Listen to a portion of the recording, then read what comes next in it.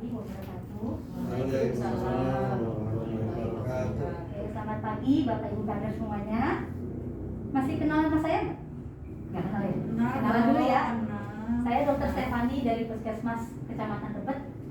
Hari ini akan menjadi narasumber Ibu untuk pemeriksaan faktor resiko penyakit tidak menular di Posbindu. Ya. Oke. Sebelumnya kita kasih gaya dulu ya, biar makin semangat. Kalau saya bilang Posbindu Tebet, nah Bapak Ibu nanti yes, sehat, itu ya. Ya, terima ya.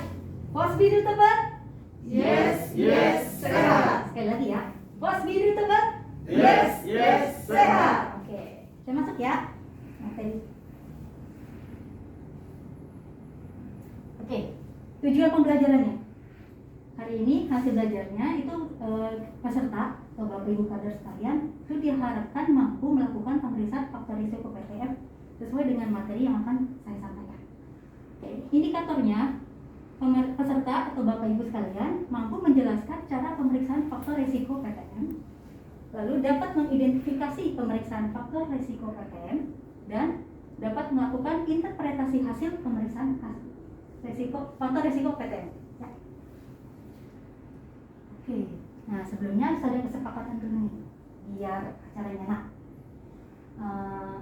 Wajib, jadi peserta semua, jadi jangan saya doang yang ngomong, jadi biar lakukanlah umpan balik dan timbal balik dari saya harapkan gitu ya dari Bapak Ibu sekalian. Jadi harus berpartisipasi aktif dan biar tidak saling mengganggu.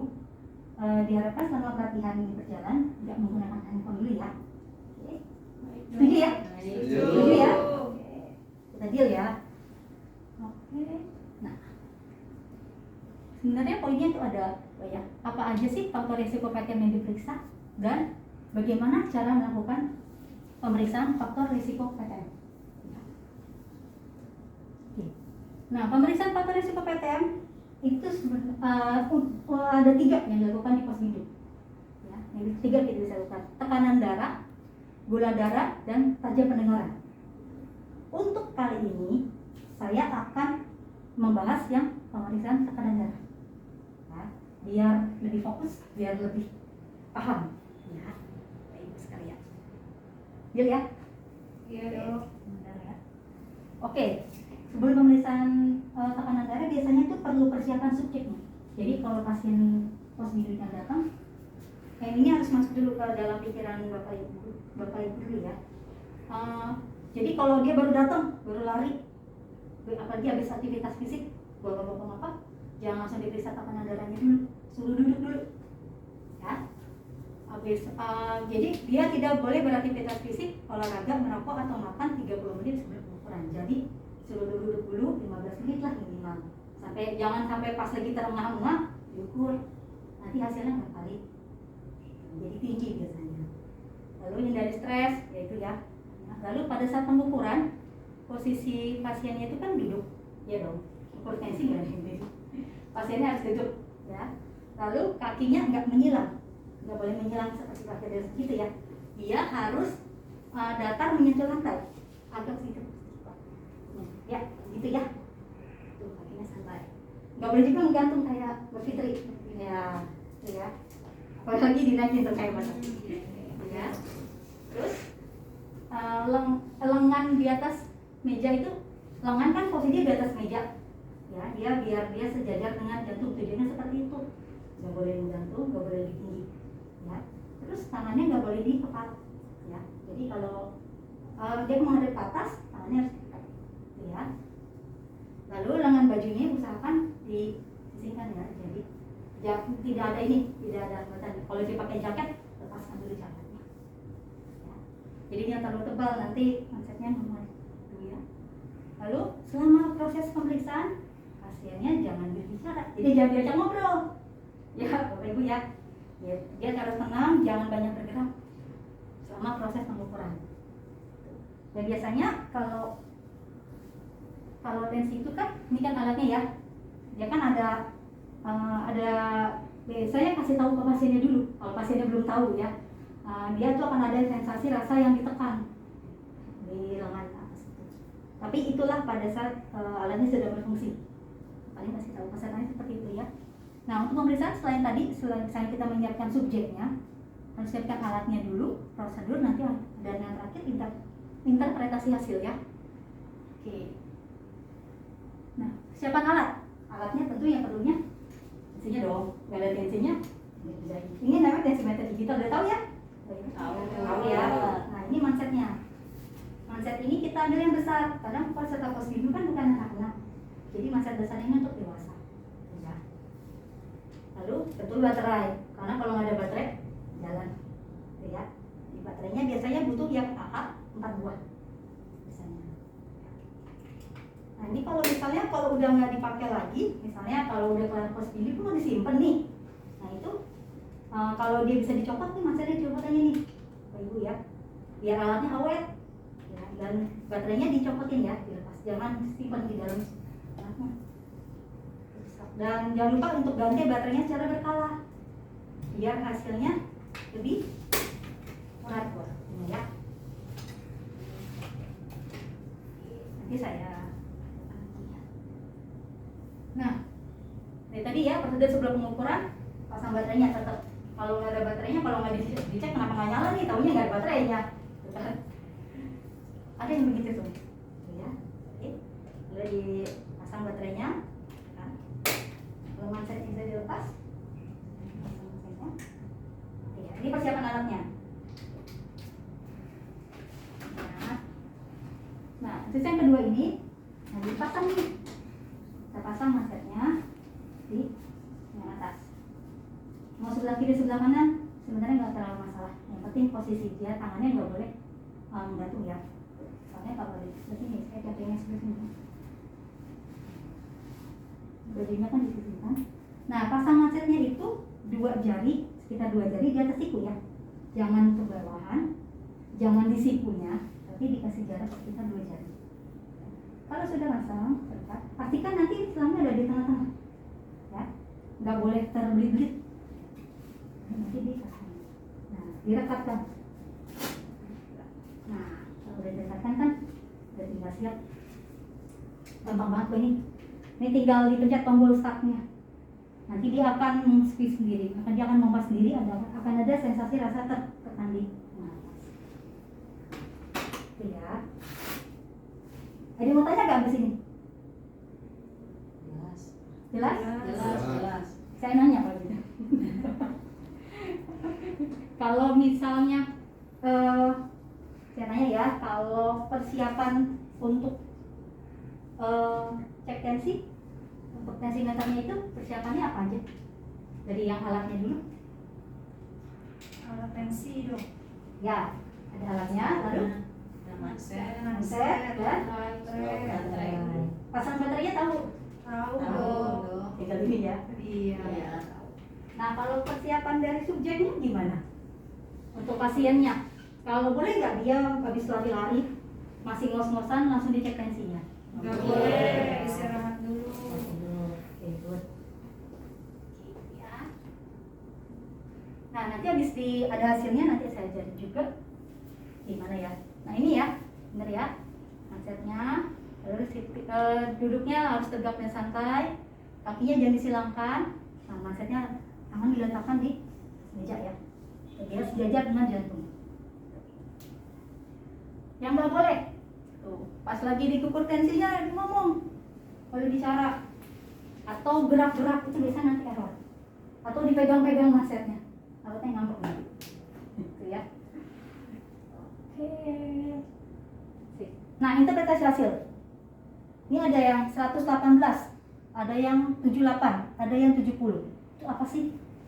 118 itu sistol atau tekanan darah atas. Biasanya kan orang ngomong, oh tensinya tinggi, 160/90. Nah, 160 itu yang sistolnya, tekanan darah atas misalnya. Oh, ini kan 118/78 ya. Pernya itu yang diastolnya, yang tekanan darah bawahnya. Yang 78 itu pernya. Nah, denyut nadi itu 70. Tuh ya. Ngerti gak ke sini Bapak yang tadi? Udah jago ya? Paham nih biasa. Nah, interpretasi hasilnya. Nah, kalau dia hasilnya di bawah 120/80 dia normal. Kalau antara 120 sampai 140 itu dia prehipertensi. Ya, untuk diastolnya kalau dia tekanan darah yang bawahnya yang ternya, kalau dia di 80 sampai 89 itu dia prehipertensi. Nah, kalau di atas 140/90 dia hipertensi. Nah, nanti materi selanjutnya akan dijelaskan apa sih yang harus kita lakukan untuk jika hasilnya memang hipertensi atau gimana. Untuk sementara sih sampai sini dulu, kita langsung praktekkan aja. Atau mau tanya dulu, ada yang mau tanya dulu? Ada yang mau tanya? Mau tanya? Mau tanya, kalau misalnya kita pakai baju lengannya panjang nih, seperti ini kan susah ya, gimana itu? Gimana caranya? Ukurnya. Kalau dia bajunya tipis, nggak apa-apa. Oh ya. Selama dia bisa, misalnya dia bisa dilepas nih ibu Ika ya? Iya. Ika, kalau dia bisa dilepas, kita lepaskan, minta pasien lepaskan. Ya, kalau misalnya dia aturan. Tapi kalau memang nggak bisa dilepaskan, apalagi kalau kita sisingkan malah bikin bendungan, lebih baik nggak apa-apa gini aja selama dia tipis. Ataupun kalau misalnya bajunya agak tebal, nanti di hasil pencatatannya ditulis dengan pakaian. Ada catatannya Ada gitu ya, betul. Dok, ya. Betul. Jadi kita tahu kita, gitu ya. Terima kasih Ika untuk pertanyaannya. Ada yang lain? Tanya nggak? Nggak. Oke, kita praktek ya. Saya praktekkan. Pak Adi, boleh? Ini mau saya yang contohin atau mau langsung nih, Ibu Kader? Dokter dulu deh dok. Saya dulu. Oke. Dulu dok. Ya. Siapanya? Pasiennya kan nggak lagi tengah ya. Santai. Ini alatnya saya udah ready. Ya. Bajunya tipis ya, nggak terlalu ini. Jadi disimpan. Enggak juga mas.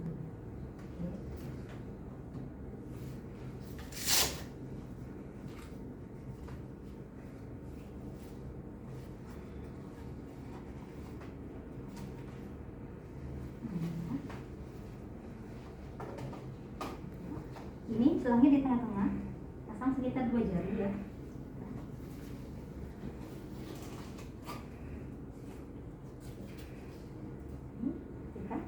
Kakinya sudah benar ya.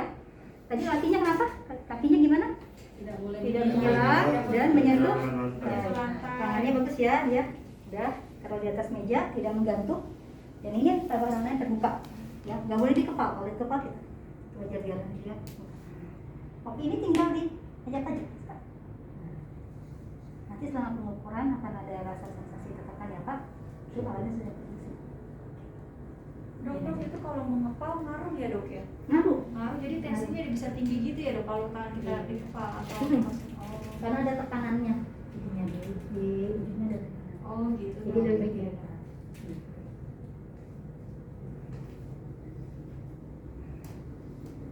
Aja Pak.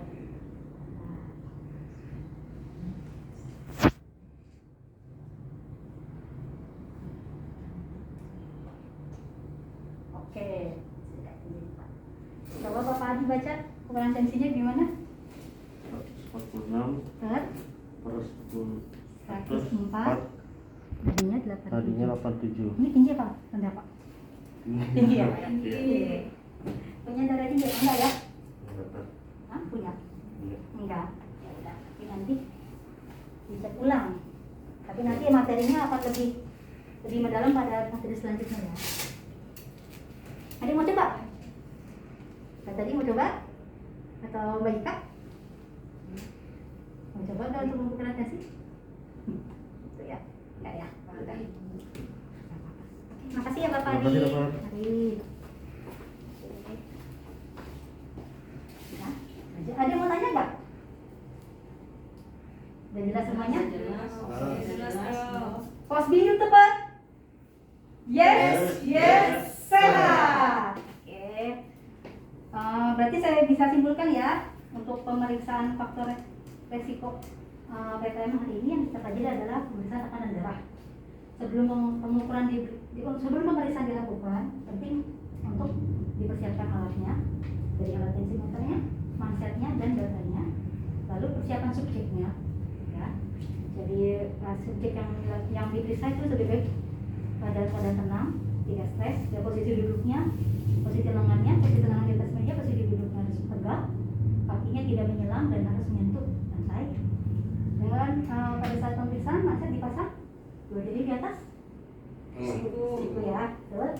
Lalu masker terpasang, maksudnya pada saat pemeriksaan pasien tidak berdiri. Oke. Demikian yang bisa saya sampaikan. Lebih dan kurangnya saya mohon maaf.